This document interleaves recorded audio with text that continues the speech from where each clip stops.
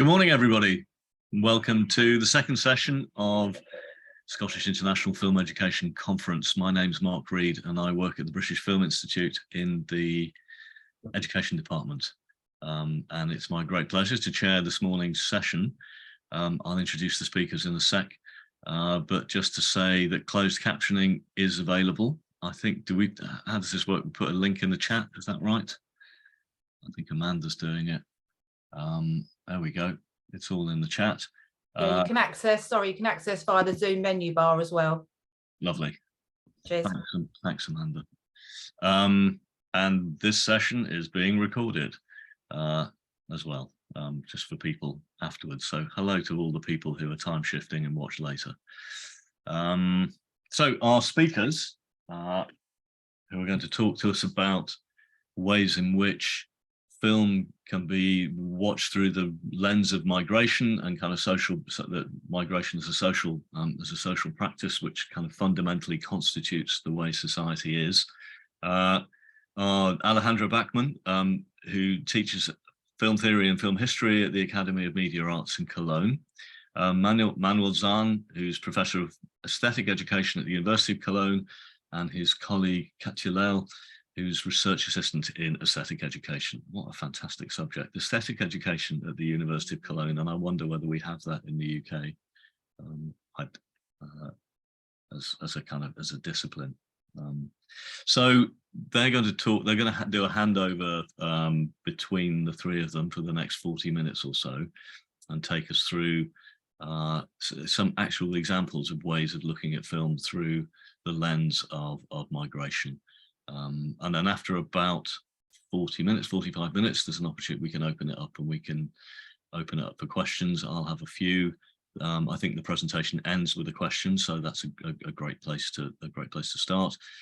So make a note of the things that you want to say while we're watching, and then you can put them in the Q&A, and then we can gather those up for a discussion afterwards. I think that's everything, so I'm going to mute. And I'm going to hand over to Alejandro first of all, and then he's going to kick off. So brilliant. Over to you guys, and Katja. Cheers. Hey, thank you, Mark, and thank you everyone who has joined us, whom we can't see at the moment, but we presume there are some people there. We are happy to be here. I say this on behalf of Manuel, Katja, and myself. We are happy to be here to present some thoughts on basically film education in a migration society, and the ideas which we will try to establish in the next approximately 50 minutes are connected or come out of a project that we've been involved in together. So we will speak a little bit about this project, but more or less we will focus on basically the outcomes of the project, or first ideas and concepts that we have developed in this project. And I will switch to sharing my screen now, so you will see a presentation, and we will also switch to film excerpts being shown.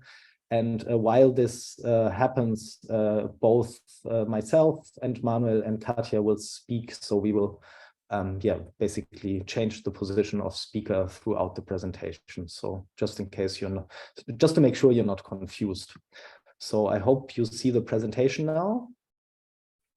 Okay, so positions in between film education in a migration society.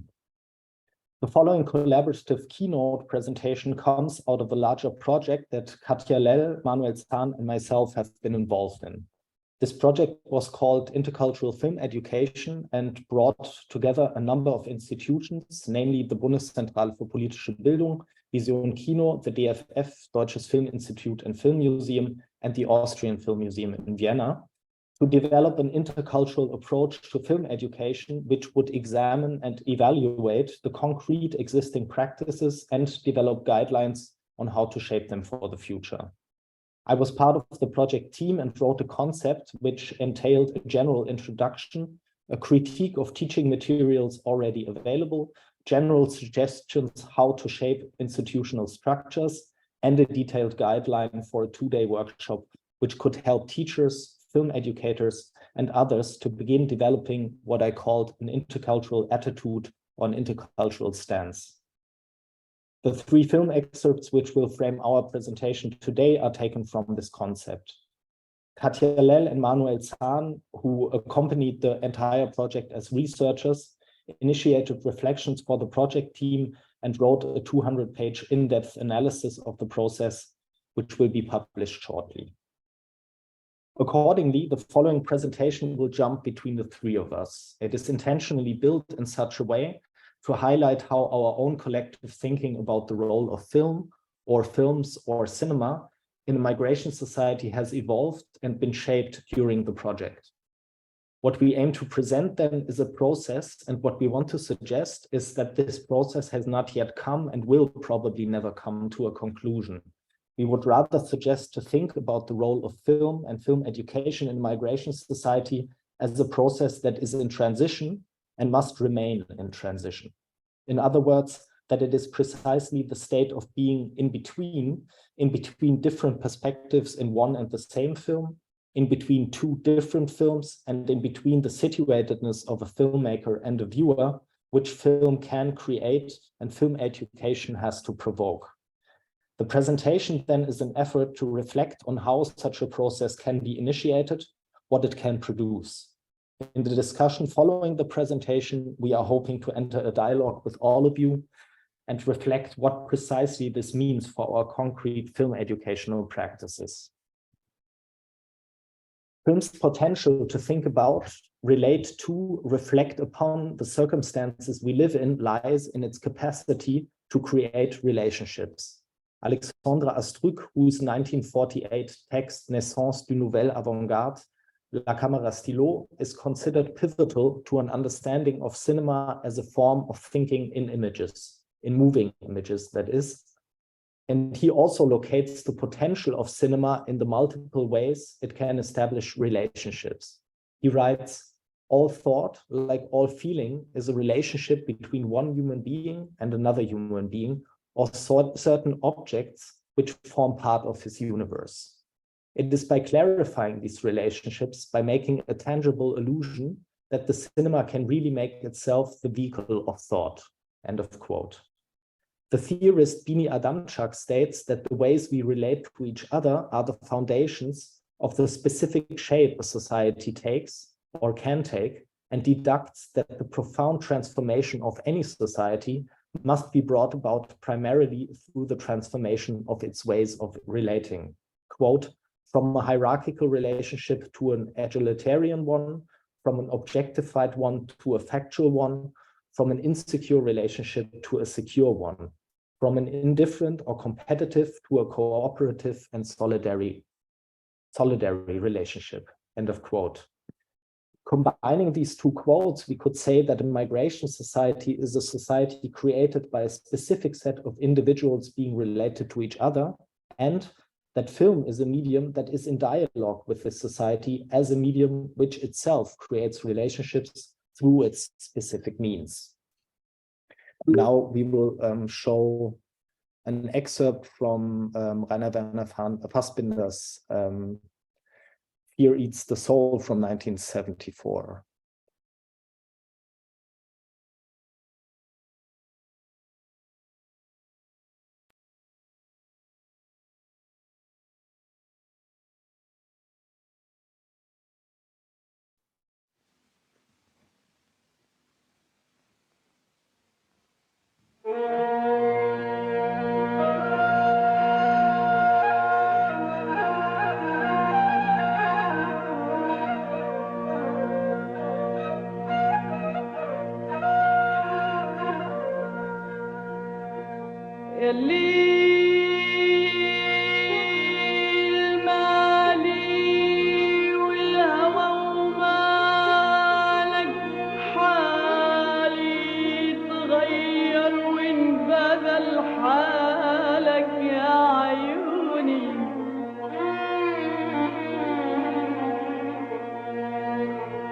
يا ليل مالي والهوى ومالك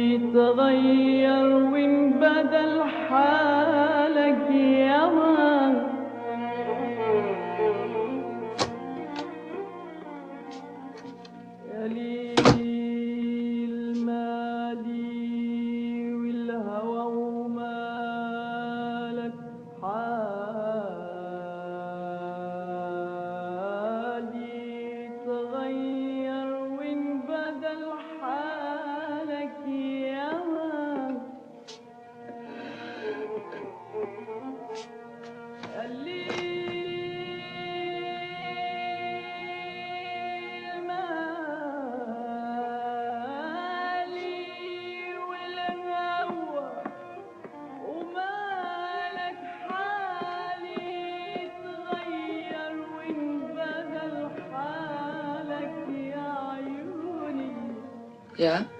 Verzeihen Sie, aber draußen regnet es so stark. Verstehen Sie? Und da habe ich gedacht, Emmy, habe ich gedacht, geh doch einfach rein in die Wirtschaft. Ich komme nämlich jeden Abend hier vorbei und höre die fremde Musik von draußen. Was ist das für eine Sprache, was die da singen? Das ist Arabisch. Ah, Arabisch. So, so. Ja, aber wir haben auch deutsche Sachen in der Musikbox. Fast die Hälfte. Aber die hören natürlich lieber Sachen aus ihrer Heimat. Natürlich.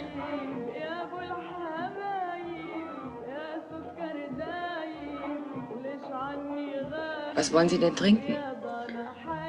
Ach ja, was? Was ist denn üblich? Keine Ahnung.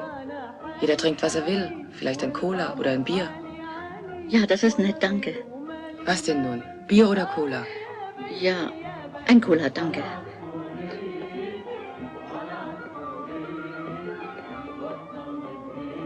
Die Alte hat eine Macke. Die redet und redet. Vielleicht hat sie sonst keine Ansprache das ganze Jahr. Wahrscheinlich.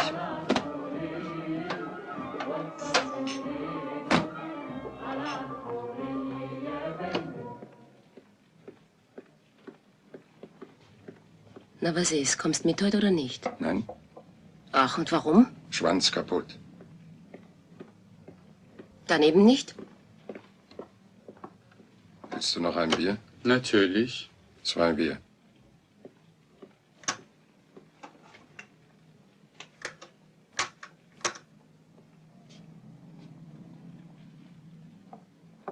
Salin. 9 Bier, ja? Ja, 9 Bier. 10,80. Stimmt. Danke.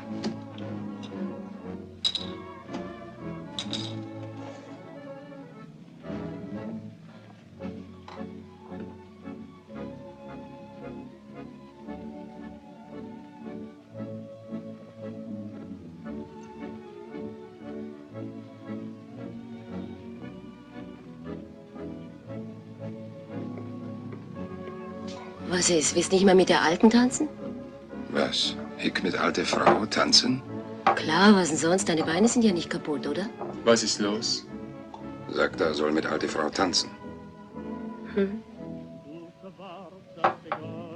Okay.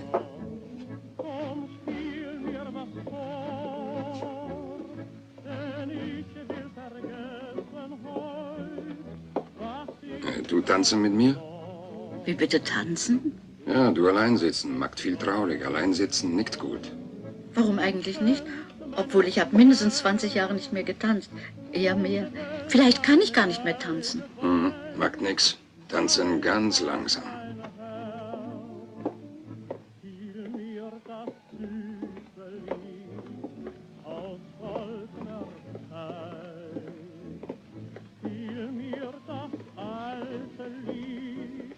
Mach's Licht aus, komm.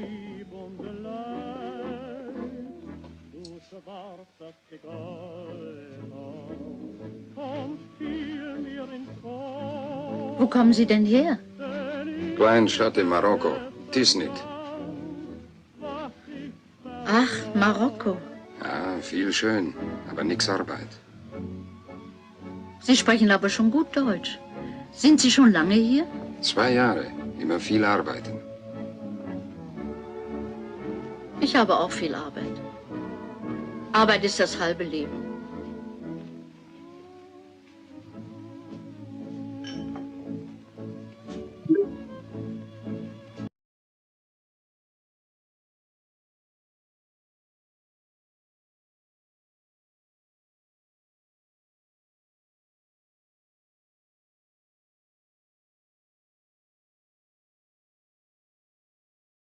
Rainer Werner Fassbinder's Fear Eats the Soul from 1974 tells the story of a specific form in which 2 people relate to each other and, in the very same moment, how their relationship relates to the society around them. Emmy, a 60-year-old white woman, and Ali, who must be between 30 and 40 years old and came to Germany from Morocco, fall in love with each other and eventually separate again. Not, as Fassbinder makes clear, because their love for each other was not strong enough, but because their specific way of relating to each other could not fit into the way a post-war German society structured legitimate relationships between those of German descent and so-called guest workers, between a white woman and a male person of color, between an older and a younger human being. If we look closely at the first 7 minutes of the film, we can see how ways of relating is not just the film's topic, but can be traced down to its smallest cinematic structures. We want to suggest that these smallest structures not only shape the relations between those people we see on screen, but also that specific relation between the one who gazes and the world which is gazed upon, between the spectator and the film.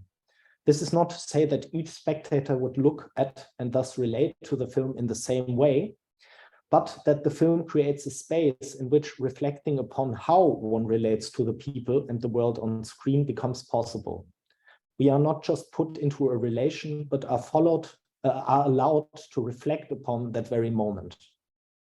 In the interest of the focus of this presentation, I want to pick out the central element of that sequence and look more closely how the first encounter between Emmy and Ali is structured in terms of perspectives and the positioning in space of the two protagonists, but also of us, the spectators. The first actual encounter between Ali and Emmy is anticipated in the title sequence, in which the music, which I immediately place within an Arabian context, is put into a relation to the names of the film's cast and crew. The latter appear in a bright green on a dark background and feature names like Marquardt Bohm, Rudolf Waldemar Brehm, and others, names I immediately place in a German context. After that sequence, Emmy enters the pub where Ali and a couple of friends and acquaintances sit at the bar. From here on out, the mise en scène emphasizes the space of that pub as a space between Emmy and Ali, and later, when they dance together, as a space between the dancing couple and the rest of the people. The micro-dramaturgy of that scene is structured along the positioning in space. At the beginning, Ali and his friends are in the middle of that room, far removed from the corner which Emmy occupies. Fassbinder emphasizes the distance by moving towards Emmy and Ali in two tracking shots, one after the other. Each shot emphasizes that distance until a long traveling shot following Ali on his way to Emmy draws attention to the act of bridging that distance from where Ali is standing to Emmy, and then the walk they both have to undertake, once again passing the center of the room to reach the other side of the room for a dance. Here, Fassbinder places a shot that can be understood as a mirror of how the scene opened. Once again, we look at the center of the room from its margins, but this time we are in a different corner. What seems important here is that the choreography in space, which Fassbinder stages for his two protagonists, is also a choreography in space through which the film positions us and thus determines our perspective. In the beginning, we are far removed from both Emmy and Ali and his friends and are literally placed in a space between. Then the camera slowly begins to consecutively approach first him and her before we are with them when they meet and then cross the room.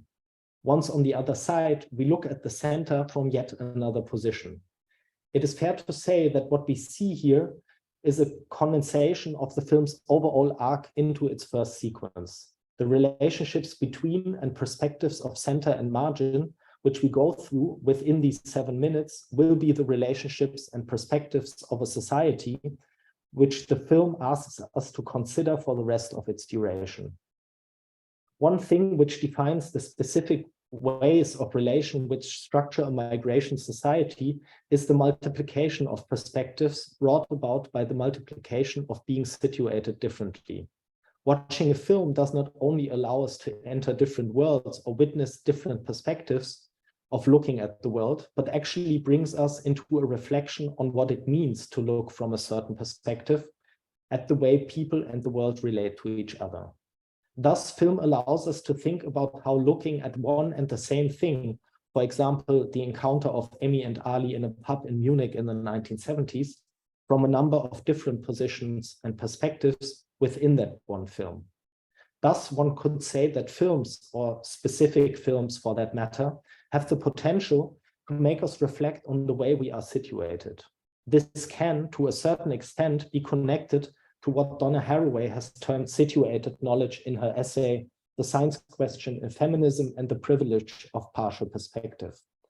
A situated knowledge, according to Haraway, is a form of knowledge that does not understand itself to be neutral, but always is aware that it speaks from a certain way of being positioned in the world, or, to use the term again, of being related to the world. It is from this awareness that questions arise which are central to cinema as well as the realities of a migration society. How to see, where to see from, what limits to vision, what to see for, whom to see with, who gets to have more than one point of view, who gets blinded, who wears blinders, who intercepts the visual field, and what other sensory powers do we wish to cultivate besides vision. At this point, I want to critically put into question the extent to which Fear Eats the Soul creates a space where I can position myself in between. Does Fear Eats the Soul correspond to the multi-perspectivity that is characteristic of a migration society? When examining the production conditions of the film, which mainly consisted of a white German cis male team, it is evident that there's a lack of diverse situated experiences. The main character, Ali, portrayed by Fassbinder's partner, Hedi Ben Salem, was one of the very few non-white, non-German individuals on set. However, in terms of the cinematic perspectives evoked by the film, the potential for multiple positionalities can be questioned. Film scholar Jasmine Ali criticizes the exoticization and oversimplification of Ali's character in the film, as well as the absence of Ali's perspective. Ali writes, Ali's, and thus also Hedi's foreignness, is fixed to his foreign body, which the audience, along with Emmy and the camera, voyeuristically looks at and admires. Ali's foreignness is never denied in the film, and there's never an attempt to refute it. Instead, the character of Ali is used dramatically as a contrast agent to make the racist social order of that time visible through the white gaze. However, the film does not address the racist conditions of visibility, the racist gaze regime as described by the film scholar Nana Heidenreich, 2015. Nevertheless, the absence of perspective in the film can be inspiring for film education in a migration society. It can evoke a reflection on how our bodies and gazes are situated, including an examination of the white gaze. However, establishing this critical viewing is not easy. It requires a collective practice of seeing against the grain, Bell Hooks 1992, and depends on the design of the respective film mediation situation. We doubt that a single film or a film clip can easily enable that positioning in a space in between that we consider to be crucial for film education in a migration society. Therefore, one film clip could be supported by a constellation of complementary film clips. We are interested in the space in between that opens up when we juxtapose a film clip from Fear Eats the Soul with a clip from Viola Shafiq's 2011 documentary, My Name Is Not Ali. Shafiq's film tells the story of Hedi Ben Salem, the actor who played Ali in Fear Eats the Soul, and addresses the critical reception of Fassbinder's film in the Arabic-speaking world. My Name is Not Ali provides insight into the intense and abusive love and work relationship between Rainer Werner Fassbinder and El-Hadi Ben Salem. The documentary includes interviews with family members of El-Hadi Ben Salem, particularly his son Abdelkader Jarari, as well as colleagues and friends of Fassbinder, such as Karl Scheidt and Renate Leifer. The focus of the clip we want to show now is the story of El-Hadi Ben Salem's sons, Abdelkader Jarari and Hamdan Jarari, who were brought to Germany against their will by their father and Fassbinder, with the intention of building a queer family, which ultimately failed dramatically. So we now see a short excerpt from the film where Karl Scheidt, a colleague of Fassbinder, recalls the travel to Tunisia with El-Hadi Ben Salem and the abduction of the children, set against an interview with the memories of the youngest son, Abdelkader. As a trigger warning, I want to mention that in this film clip, racist language is used.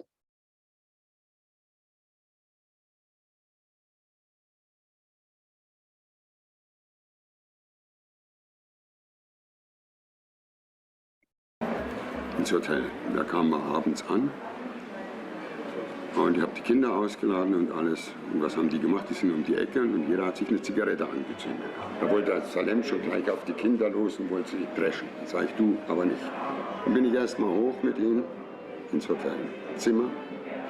Salem, wir müssen die Kinder baden. Die waren ja dreckig wie die Seuche. Dann habe ich die im Sakrotanwasser gebadet. Sakrotanwasser. Kannst du den Rand vorstellen an der Badewanne, wie der ausgeschaut hat? Schwarz. Die waren fertig. Sag ich, Salem, nochmal Wasser einlassen. Nochmal reingesetzt. War nochmal schwarz. War alles gut. Am anderen Morgen sind wir in einem durch bis Deutschland. Ja, dann sind wir schön nach München gefahren, bei meiner Frau angekommen. Und Salem ist dann in die Wohnung, wo Rainer gewohnt hat. Und am anderen Tag kam er dann, die Kinder müssen Deutsch lernen. Da sind halt die Geschichten passiert, dass sie die Toilette angesteckt haben und geraucht haben. Und das war natürlich für die Schulleitung dort nicht angenehm. Und die haben dann gesagt, also irgendwas muss da passieren.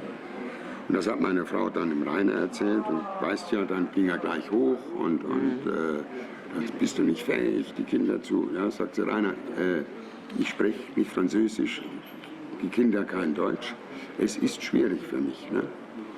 Ja, sagt dann, da müssen die so nach 14 Tagen, 10, 14 Tagen, ja, da müssen die Kinder weg, die tue ich dann zu meiner Mutter. Ne? Da hat er die Kinder bei seiner Mutter bei uns weggenommen, die Schule wurde gecancelt und er hat sie zu seiner Mutter. Weil er dann auch arbeitsmäßig nicht mehr in München sein konnte, hat er die Kinder zu dem Hans Hirschmüller nach Bremen. Dazwischen muss dann Köln gewesen sein. Dazwischen war Köln. Und der Rainer hat es nicht mehr ertragen. Und dann hat der Kurt schon den Abdel sich auch geholt. Richtig. Und das war das größte Verbrechen, was ich gemacht habe, die Kinder zu haben. Die haben wir da kaputt gemacht in der Zeit. Haben wir die Kinder echt kaputt gemacht. So. Und von da aus war der Abdel immer beim Kurt. Und der Kleine war zu renitent später? Den haben sie dann wieder zurückgeschickt in die Wüste.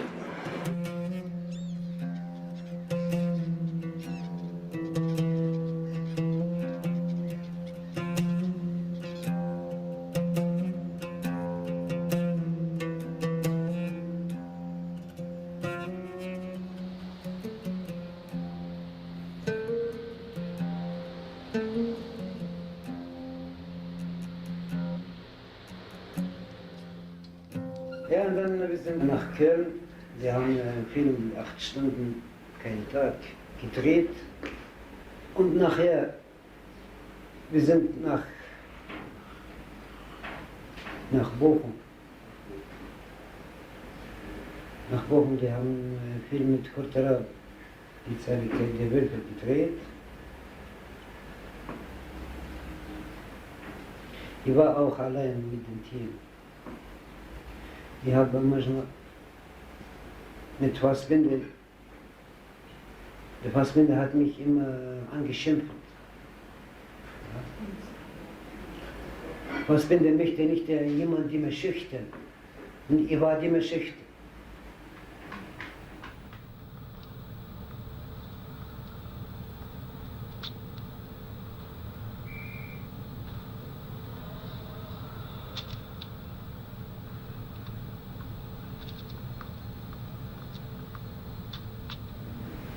وما يخرجوا الصباح يمشوا يخدموا يمثلوا في الليل عام 9 10 نروح أنا نقعد في الدار يجي هو عام 2 3 تاع الصباح يجوا كلهم شاربين واحد ما يعرف واحد يكون موقع ما بيناتهم مشاكل كذا وبابا كي يشرب ما عادش يعرف حتى شيء يعني يكسر يضرب يهرز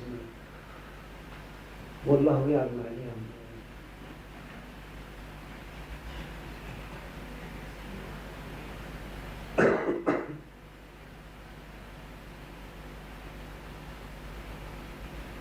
Das hat er in Bochum gemacht, in Berlin gemacht, in Köln gemacht, immer wenn er getrunken, dann geht der Teufel los. Die waren alle drogensüchtig. Als Kinder drogensüchtig. Karl Scheidt war nicht drogensüchtig. Karl Scheidt trinkt Bier, trinkt Whisky, immer was Kinder und meine Vater waren sehr, sehr drogensüchtig. Die haben Kokain genommen und starke Drogen.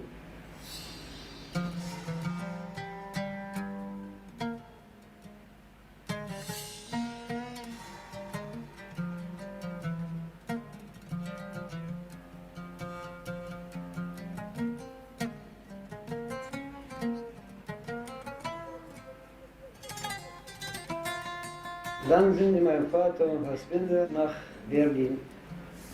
Zwar alles in 1973, Anfang 1974. Da kam eines Tages mein Vater sehr betrunken, nachts. Er hat mir gesagt, Abdel, ich habe eine Schlägerei in einem Lokal gemacht. Und ich muss von Deutschland rausgehen. باش خرجنا في الوقت هذاك برلين مازالت حدودها مسكرة يعني كان بالباسبور تخش الطيارة كان وانا ما عنديش لا باسبور لا اوراق لا حتى شيء. كيفاش خرجوني من على الديوانة مش كي مشى بابا ومشى.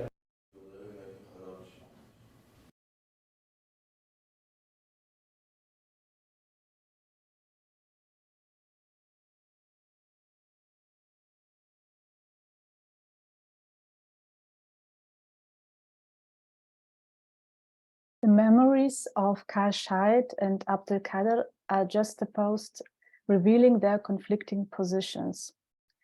This juxtaposition not only exposes the racist conditions during the production of Fear Eats the Soul, but also the persistent racist continuities in present times. The contrast between the film excerpts from Fear Eats the Soul and My Name Is Not Ali initially evokes strong emotions such as rage and bewilderment. It introduces an entirely different perspective that had no space in Fear Eats the Soul.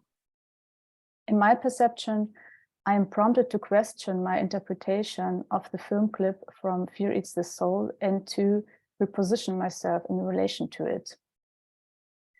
The additional information gained from the interview sequences about the conditions of Fassbinder's film sets, the racist language used by Karl Scheidt, leads to a shift in this perspective. This shift can not only be attributed to the dialogue and editing, but especially to the camera work. What can be observed is a sense of solidarity between the camera and Abdelkader and his family. The scenes featuring the family, not all of them could be shown here, are dominated by long shots captured with a handheld camera that occasionally shakes. The camera person actively participates in the everyday actions, being included in the situation and conversation almost like another family member. The camera maintains physical proximity to the characters, avoiding a distant framing. It becomes an accomplice that aims to showcase self-determined self-presentation. The effect of the interviews gazing back into the camera with a sense of self-determination is strengthened by the long shots and the physicality and presence of the camera. While Fear Eats the Soul denies the Ali character and also Al-Hadi Ben Salem his own perspective, the film Excerpts from My Name Is Not Ali offers a looking back, so to speak. Although Al-Hadi Ben Salem himself does not look back, the film's production, choice of protagonist and camera work creates a shift in perspective that places the perspective of Al-Hadi Ben Salem's Tunisian Algerian family at the forefront. The experience of looking back in My Name Is Not Ali can problematize the racist gaze regime in Fear Eats the Soul and also dynamize the relationship between the margin and the center. In reference to Bell Hooks' concept of talking back from the margins, Hooks 2015, this could be described as looking back from the margins. In relation to the constellation of film clips, this means that the wide perspective in which effectively occupies the position of the center in Fear Eats the Soul, from which everything is seen and spoken, must be abandoned. Such a constellation of the two film clips can provide contrasting perspectives. It has the potential to allow spectators to distance themselves from ascribing fixed positions, and ideally to question the gaze regimes in which both the films and their spectators are situated. The position in between would then be understood as a constant process of self-reflection on one's own visual habits and their social, cultural, and biographical influences.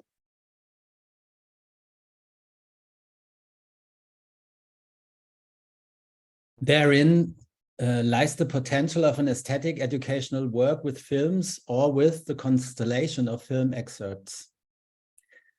It has the power to engage its viewers in the reflection on the way films show something, which perspective or which perspectives they stage, and, as it were, on the way in which the perceptions of the viewers themselves are perspectivized, in which social regimes of vision they are situated.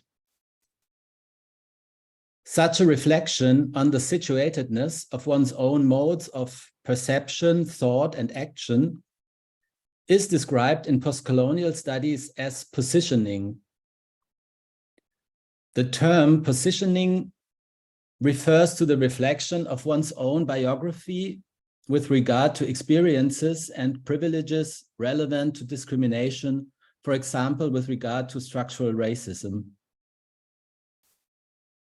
Positioning as a term should be thought, or as an actual process, should be thought as a process that cannot be completed and must be carried out again and again over the course of a lifetime.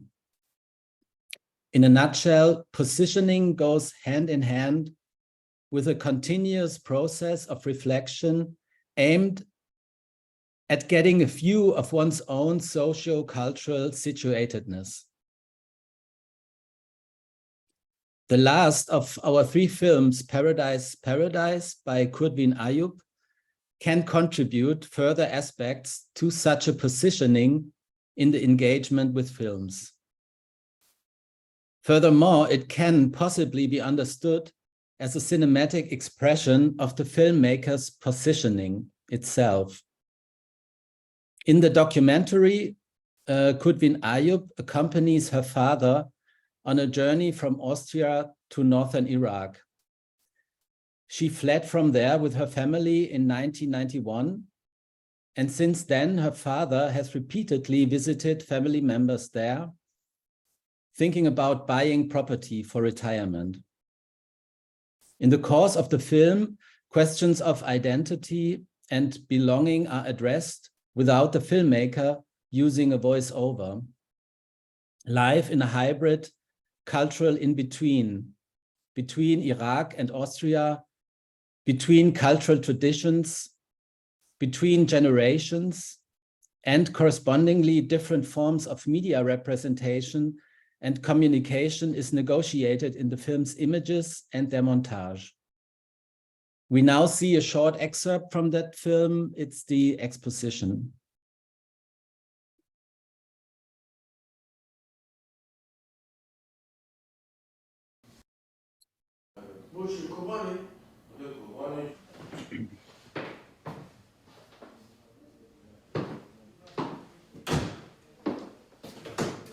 حسن كروسي حسن رفيق دور تشوف وين تشوف كاميرا تصوير كده كنت فينا مو كردستان عيال شمالي التيموري اوكي تكلم كل شيء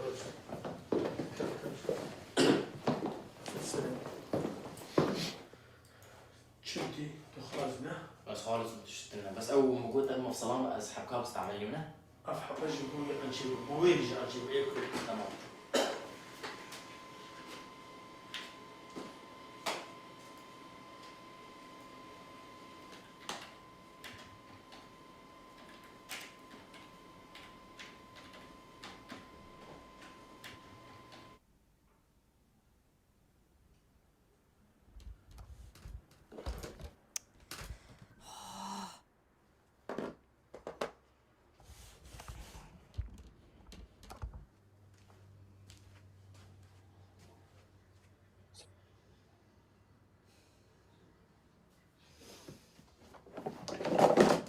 Genau, ich muss jetzt bedeckter sein und zwar werde ich das mitnehmen.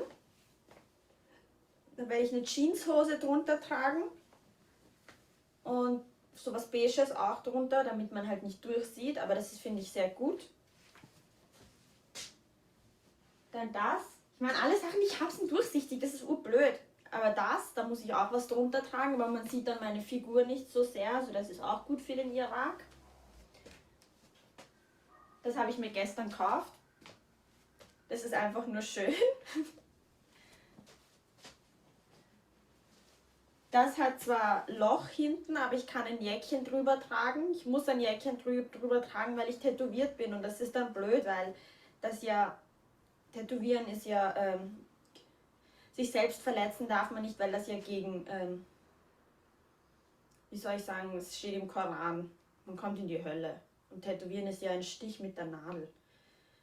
Ja, und das, weil das so kurz ist, muss ich halt eine Jeanshose drunter tragen. Und sonst habe ich noch so ein super Shirt gekauft. Das werde ich auch mitnehmen. Dann halt so Jäckchen. Das sind gute Jäckchen.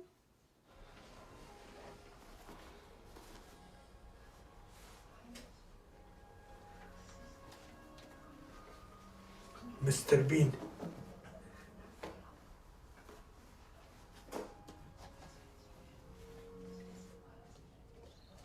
Der neue Korridor soll nun die Evakuierung von rund 9000 Jesiden ermöglichen, die immer noch in den Bergen ausharren.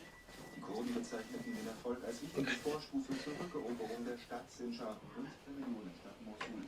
Je weiter man in die besetzten Gebiete desto wichtiger werden das ist die blaue oder die grüne? Wir wollen nicht, dass die Peschmerga die einzigen sind, die dorthin gehen, auch wegen der politischen Signalwirkung. Für die Befreiung Mosuls brauchen wir vor allem die Beteiligung des irakischen Militärs.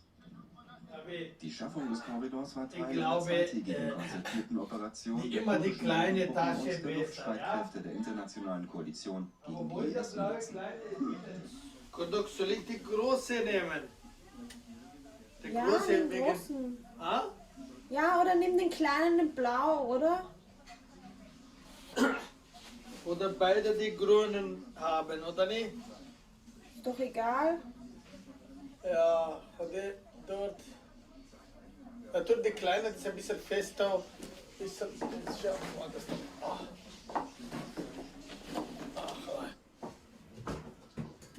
Che cosa haben die Leute?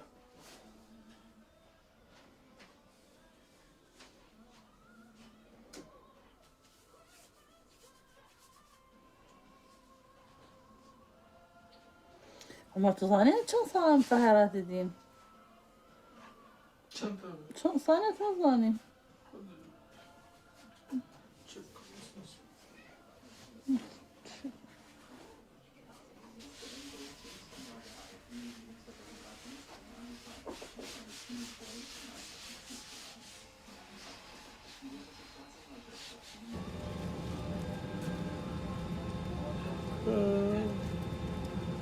Papa tschüss, والله المفروض أمشي sondern Kurdi. Flugzeug nur für uns, bitte wahr. Schau, du kannst ein bisschen anschauen, kurz Blick nach vorne, leer.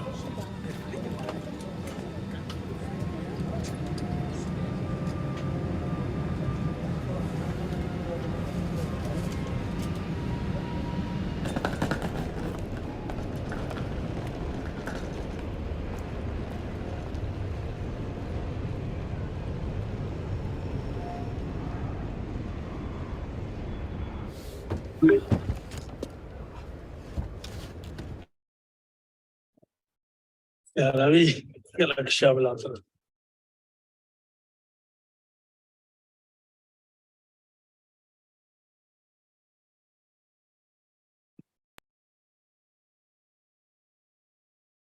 In the opening sequence, Ayub addresses Iraq's relationship to Austria, both of which are part of her family's identity. The film begins with footage from Ayub's father's medical practice in Vienna. He calls two young men into the consulting room as patients and introduces the daughter, Kudvin, who is making a documentary about him and Kurdistan. After the credits, a static camera shows a room with a painting in the background. The filmmaker has previously set up the camera, then steps back from it into the frame and presents some clothes that she recently bought for her upcoming trip to Iraq. She describes how she plans to wear them in Iraq to conceal her body and the tattoo on her back.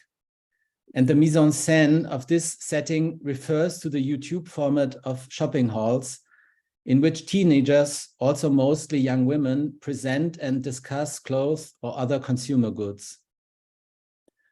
Kudvin Ayub uses this popular YouTube format to express both her being influenced by Western consumer culture and the dress codes for women in Iraq.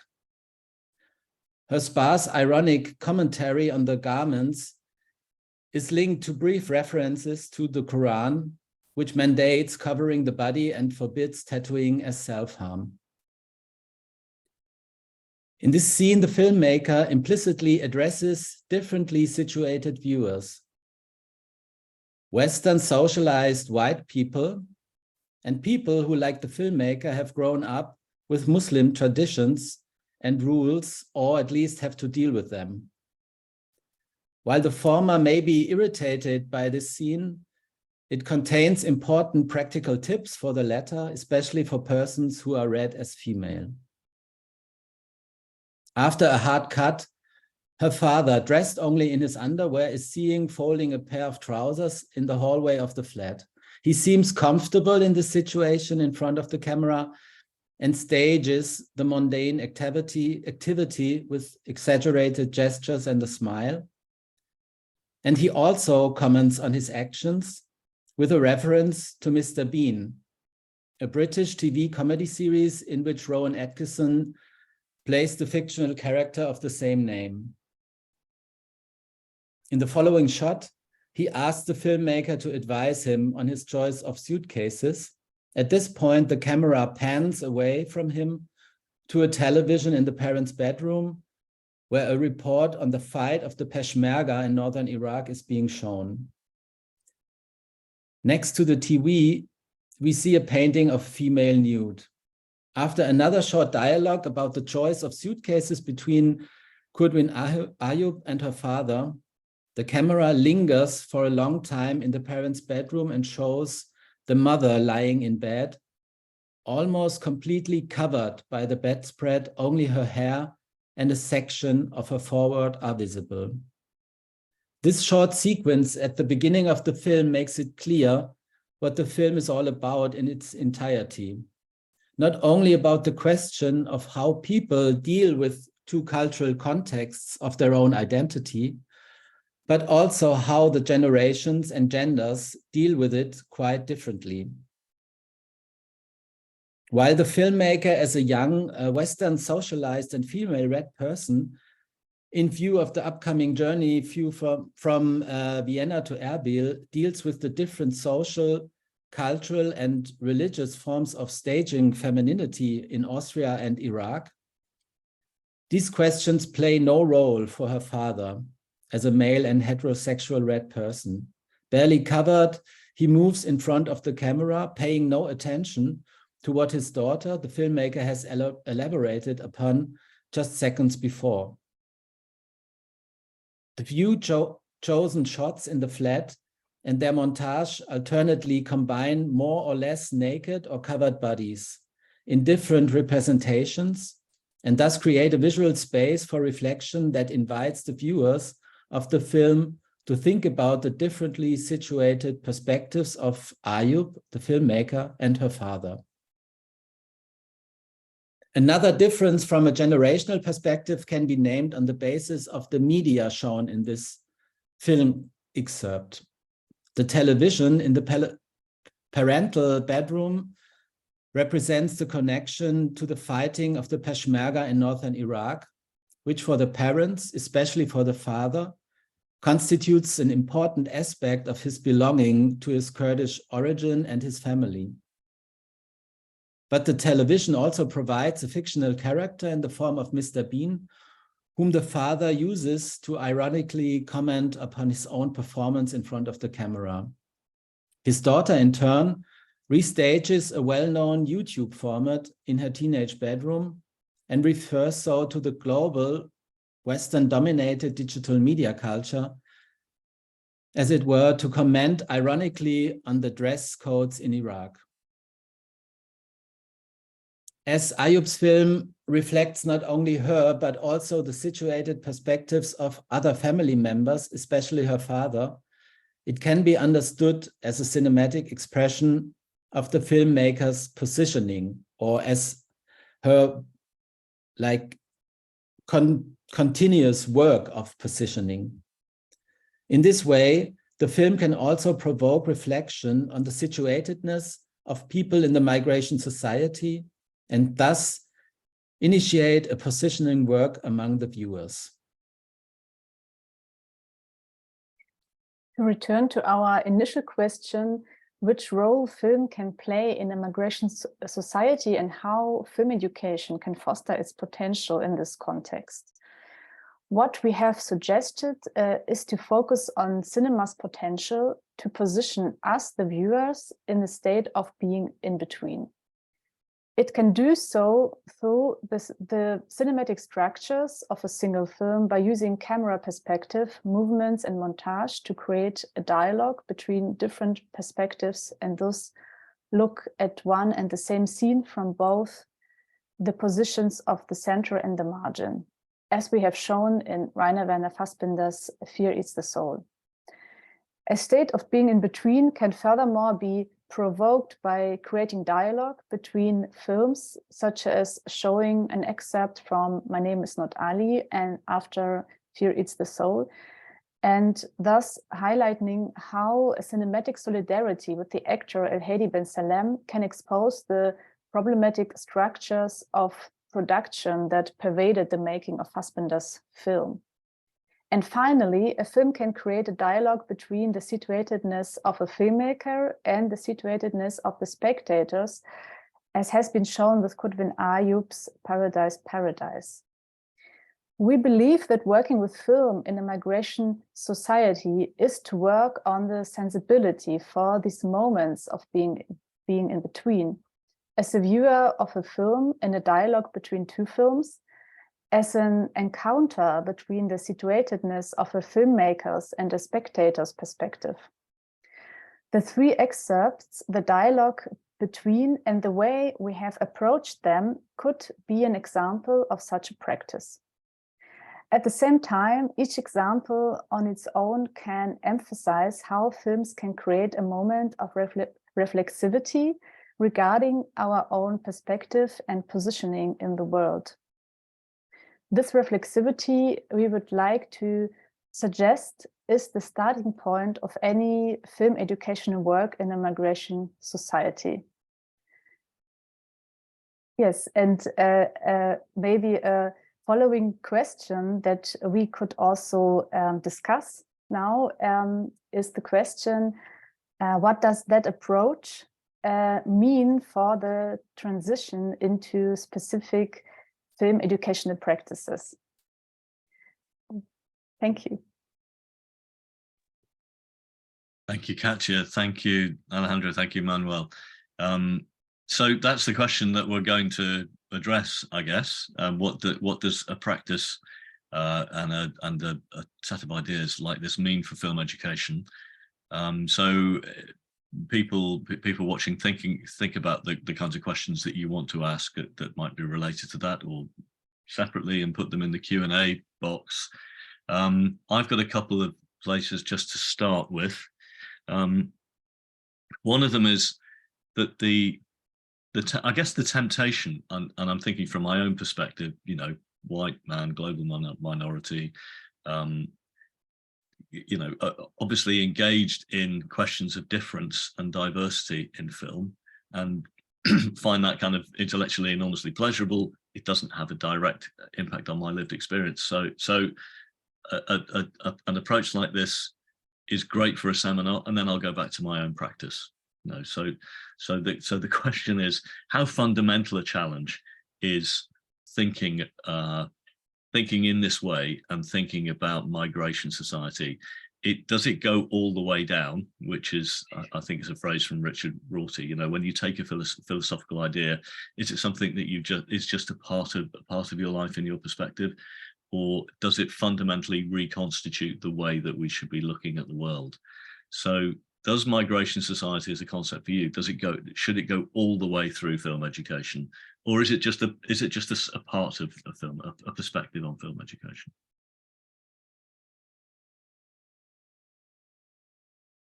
Who wants to start? You. Absolutely, Mark. I would say it should go all through the way down, and it should show in every, or that what Alejandro called before an intercultural attitude that is sensitive of that being in between of so many different perspectives that shape migration society, that intercultural attitude should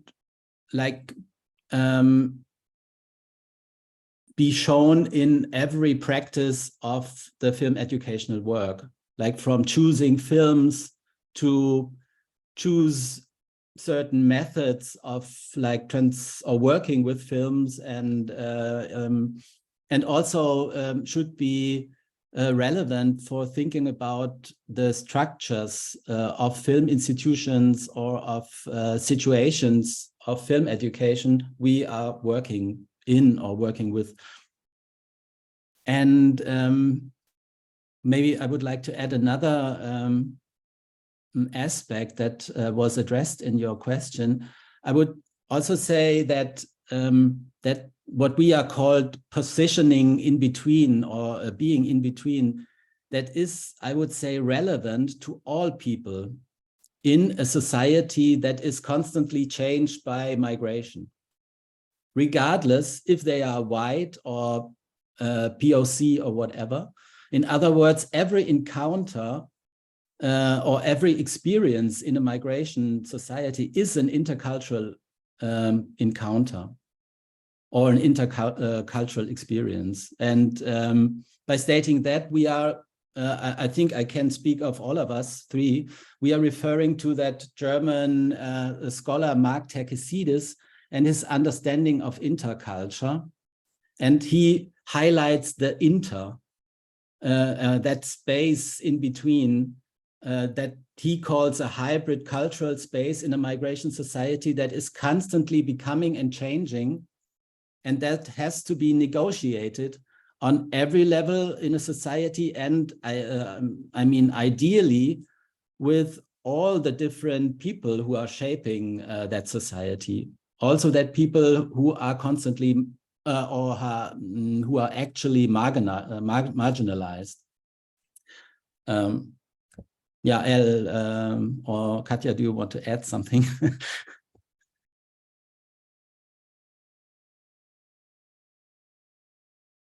You don't have to. I mean, one of the things that I really enjoyed about the talk was those 3 clips do exactly as you're all describing. They kind of construct an in-between, or the possibility of an in-between position, and they do that cinematically, not just narratively, and not just in terms of representation, and not just in terms of identity. And Fassbinder, you know, that's the fiction piece. So has the greatest control, I guess, over mise-en-scène, and it is so sophisticated as a piece of cinema, the ways in which the positions in between just shift with every shot or every couple of shots. So it's a real pleasure to hear about that, and to watch that over again and hear from it.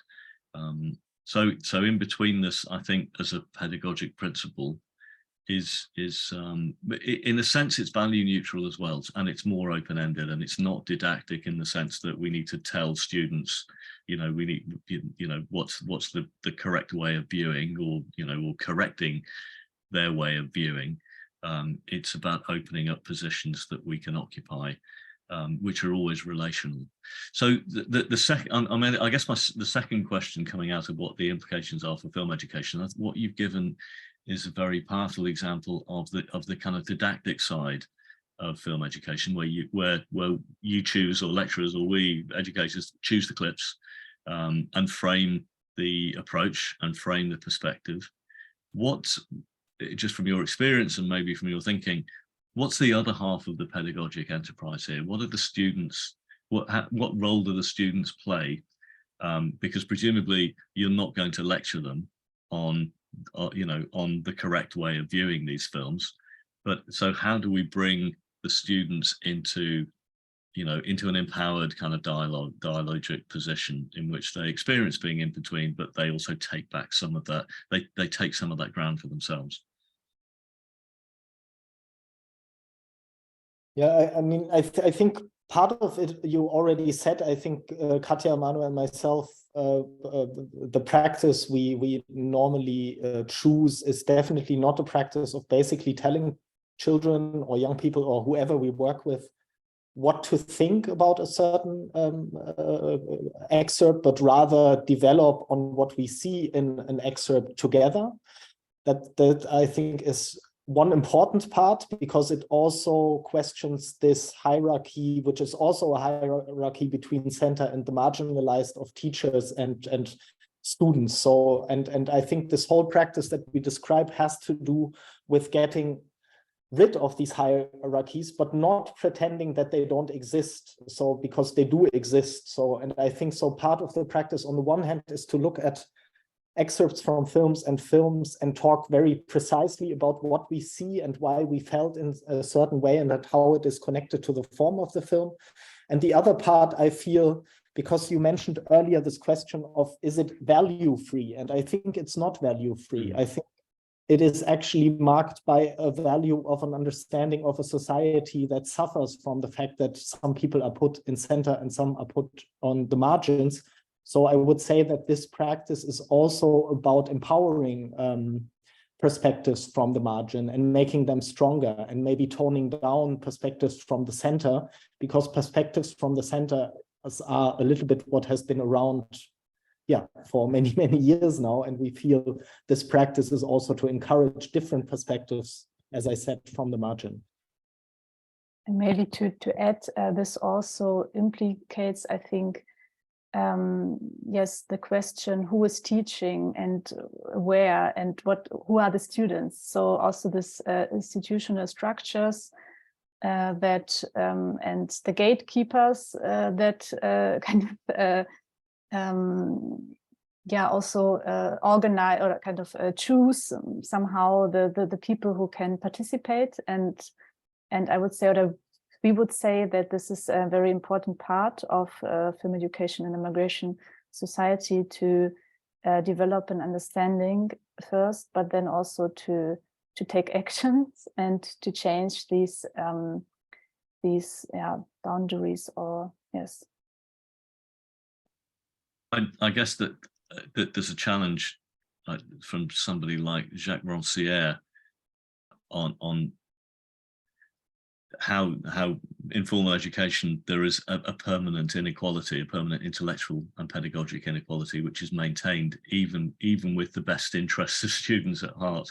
If educators, if professors, if lecturers always feel as though they are the explicators, and the students are always behind. So it's the notion of trying to eradicate the inequality or step it to one side of the inequality, and maybe it's where the texts themselves and the choice of the text become the teacher, and they open the space for claiming knowledge and kind of expressing understanding, rather than the temptation which we all have as educators, which is to say what we think and tell students this is the way that we see it and this is the best way of seeing it.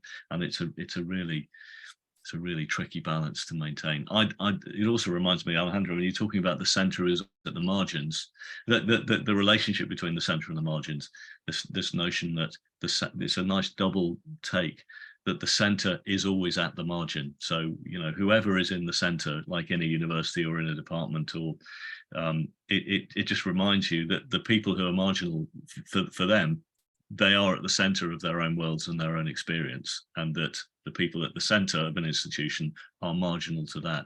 So always telling ourselves that the center is at the margins and the margin is at, and vice versa, it's just a useful corrective to reset all the time, that this is all relational, that center and margin are relational and contingent and not fixed positions. Maybe to add just a small part, because maybe then it becomes more understandable also this process that we wanted to portray in this presentation. So, for example, when I originally wrote the concept, the Fassbinder film was in it, and the film by Viola Schaffig, which really questions the perspective that we have tried to establish coming out of the Fassbinder film, that came from a distributor for Arabian films in Germany. So it's a distributor who basically publishes mostly films from Arabian countries. And it was really her knowledge and her understanding of Arabian cinema that added this idea of adding a second perspective from this film, looking at the Fassbinder film. And what I want to say is, so this also means to include all sorts of people, not only in the teaching process, but in every process, in the process of choosing films, in the process of choosing locations, and so on, because none of us have this position of understanding, like knowing all the films and knowing all the places that we could work in. So it's really a collaborative effort, I think. I think Mark has gone, no?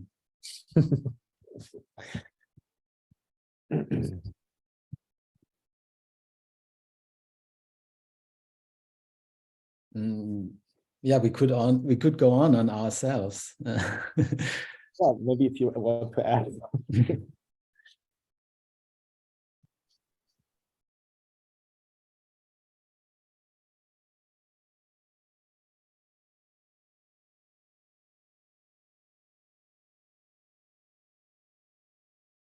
Jamie's coming. Yeah, folks, sorry, I don't know what's happened to Mark there, but yeah, I wonder if you would be, just whilst we wait for Mark, would be willing to just kind of talk a bit further. It feels like there's a very interesting dialogue coming together. It would be wonderful to hear you, the three of you, talk a little bit more about that, if you were willing. Yes, of course. I mean,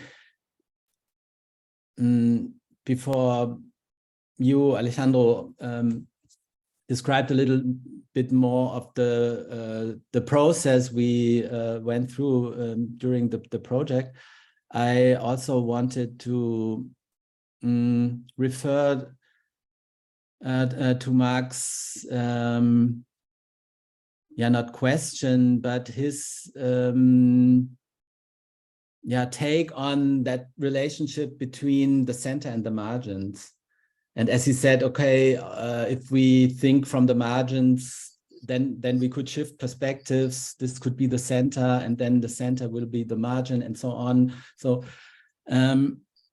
this is right, I would say, to a certain degree, but it is also dangerous, because from like a critical perspective on power relations, I would say it is still necessary to think about like institutions of film education, for example, and their boundaries. Katja spoke about it before, and how they perform as center, and how we can also like open up these institutions or change these institutions, that there is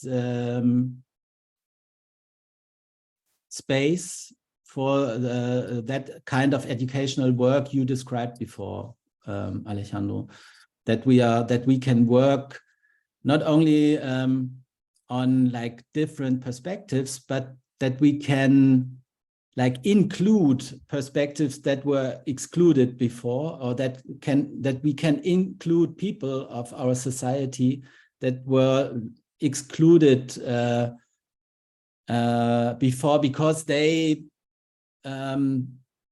were not entering these kinds of cultural institutions or educational institutions for several reasons. Some maybe thought they are not for them, or they are not interesting enough, or whatever, or their perspectives are not represented. Yeah. So I think, thank you, Manuel, for saying this. I think that's why for this idea of film education in a migration society, and this idea of positioning in between, it's very important to look at the structural dimensions of that make this possible, that can make this kind of film education possible. So in this presentation, we kind of focused on the films, but I think this dimension is very crucial, and we shouldn't forget it. Thank you, Manuel. I think Mark is back. Hi, Mark. Really sorry. I think my broadband provider was finding a way of telling me I was talking too much and that I needed to broaden out the conversation. So I hope that's happened. I've missed whatever you were talking about. Are there any questions in the? I can't see anything in the Q&A, but I'm just wondering whether there's anything. Anybody's got anything in the chat? Because obviously I've lost all the chat history.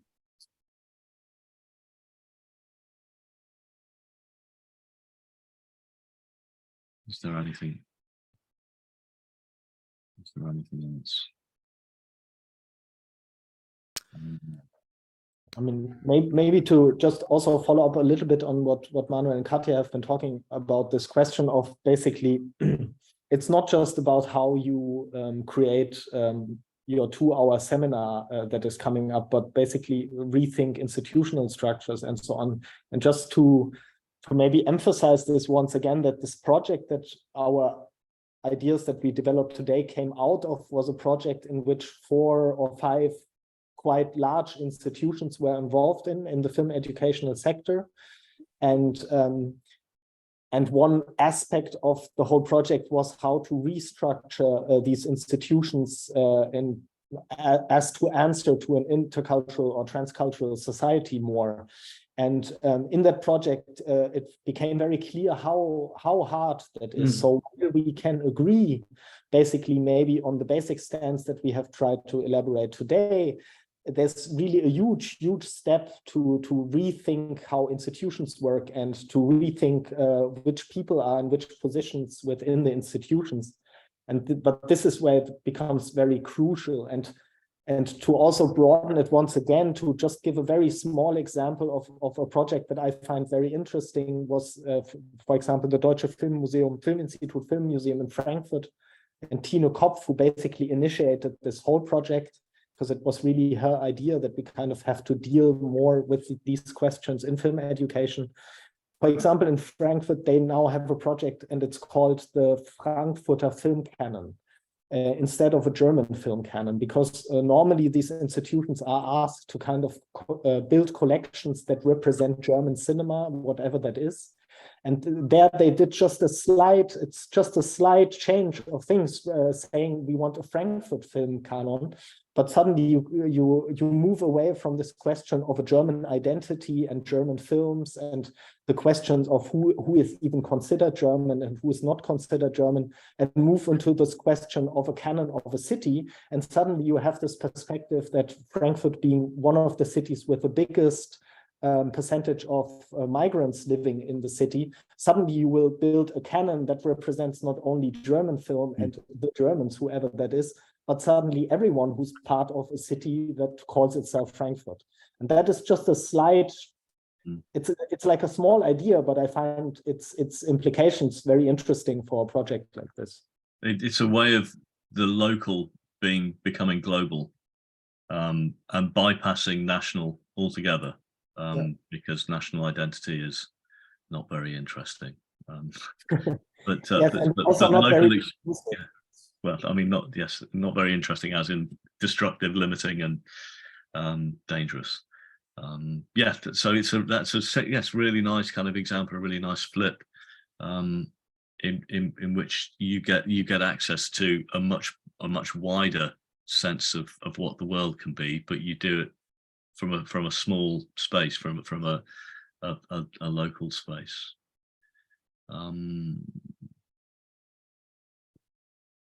We got any more? We don't have any other questions.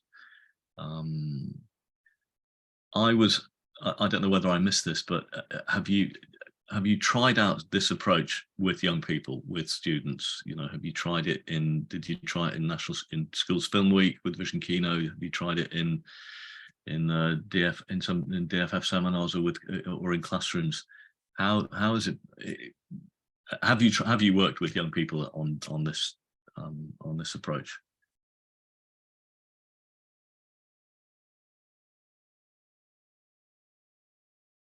Any of you? Do you want to start? I mean, Alejandro, you did, no?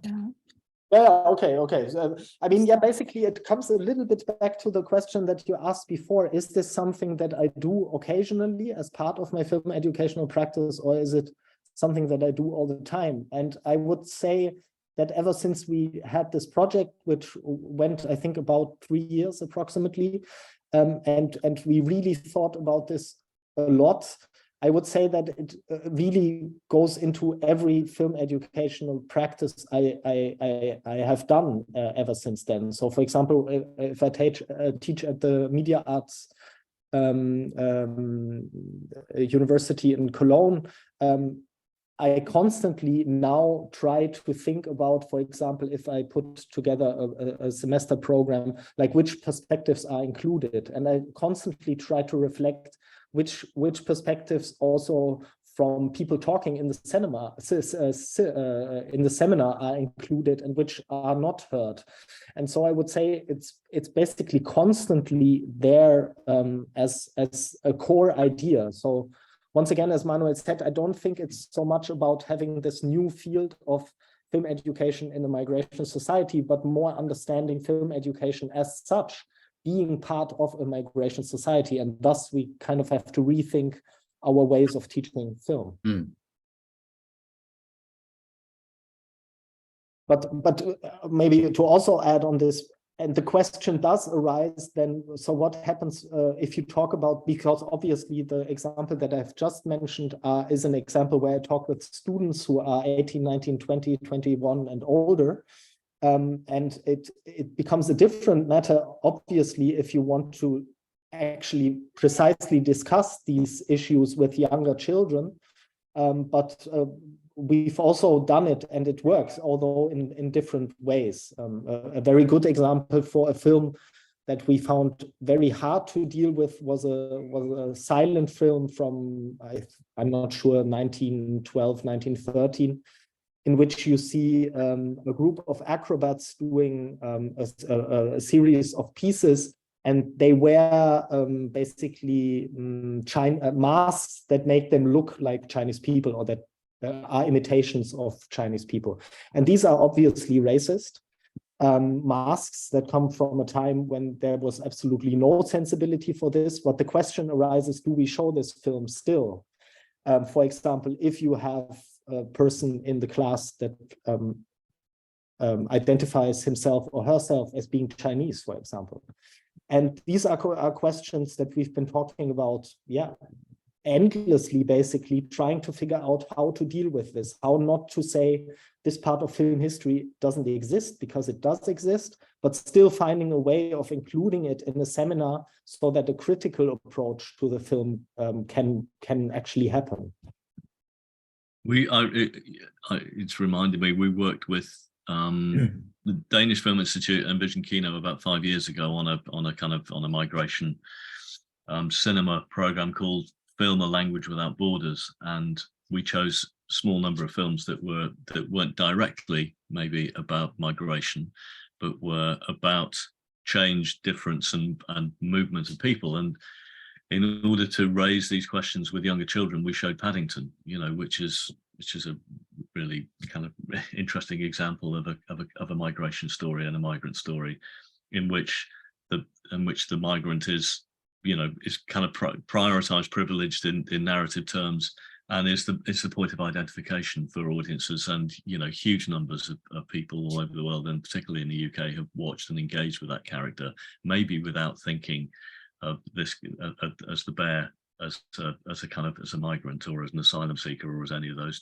kinds of things. So it was a very powerful way of disrupting a kind of settled, kind of hegemonic understanding about what migration is. And then I don't know whether you probably outside the UK, maybe you were less interested, but Paddington turned up in a little excerpt with the Queen, the late Queen, was part of the Diamond Jubilee celebrations, in which so the kind of migration story was brought right into the heart of the establishment and kind of establishment representation, which was a powerful moment and a powerful opportunity, whether it was about accommodating and neutralizing difference, or whether it was kind of reframing established social relations. It could go either way, but there are ways of using this frame for introducing those conversations with younger students and with younger children. And the other thing that just reminded me going through when you were going through your talk was an academic called Alexis Nouss, Nouss, if anybody wants to follow up, who has a very kind of suggestive and generative notion about Europe, that the continent, the grouping, as being a culture of translation. I mean, not quite a culture of migration, but a culture of translation, in which that the kind of origin myth of Europa, the Phoenician princess who's essentially trafficked by Zeus from outside the borders and brought to Sicily and raped, and that becomes the kind of the origin of European cultures, and he lists all of the lots of cultural objects and cultural practices which change slightly from country to country with Europe. So like he talks about the cathedral, he talks about the accordion, and how they kind of manifest slightly differently. So the notion of translation and kind of translated cultures throughout the continent, I think, is also very, very powerful, because we don't have a fixed and essential and essentialized Europeanness about anything. It's how it exists as a set of translated and in translation ideas, and then is Ali Firmitz's Soul, is that based on All That Heaven Allows? Is it translated from Douglas Sirk? Is it a kind of version of All That Heaven Allows? I mean, Fassbinder is definitely very inspired by Sirk, and this film, is probably also closely connected. And was Sirk Austrian? Was he Austrian or was he German heritage? I mean, he was one or the other, wasn't he? Before he moved to America, before he became an American director. I don't know. I thought he was German, but I'm not. Right. Yeah. So so it's an interesting kind of migratory, translatory kind of circular move there in the in the background of the film, and the ways in which it's the ways in which it evolved. We said we talked for about half an hour, 40 minutes or so, and I think we're pretty much up to up to that time limit. So we're going to finish at 1 o'clock our time, 2 o'clock your time. Unless anybody has any burning questions or final remarks, I'm going to say thank you, hugely thank you, all three of you, for introducing, well, for kind of disrupting maybe sometimes a too settled sense of what academic film study is and what film pedagogy is and what film education is, and changing, well, certainly kind of altering my perception of ways of addressing that and ways of making that practical and accessible and enjoyable, because looking at and talking about film clips and hearing about them is enormously enjoyable, and it has been from you all. Are you going to write this up for the journal? That's the we haven't discussed. Please. Yeah. Thank you, Mark, for having us. Yeah. Sorry for having to leave you halfway through, but yeah, then thank you for coming back again. Yes. Yeah. Okay. So we have that kind of that sad moment when everybody says goodbye and goes back to their kind of little studio garrets or offices or kind of bedroom setups, rather than breathing a sigh of relief and going to have a drink. And anyway, so I'll say goodbye and thank you. Thank you. Goodbye. Goodbye. Thank you. Bye. Thank you. All right. Bye-bye. Bye-bye.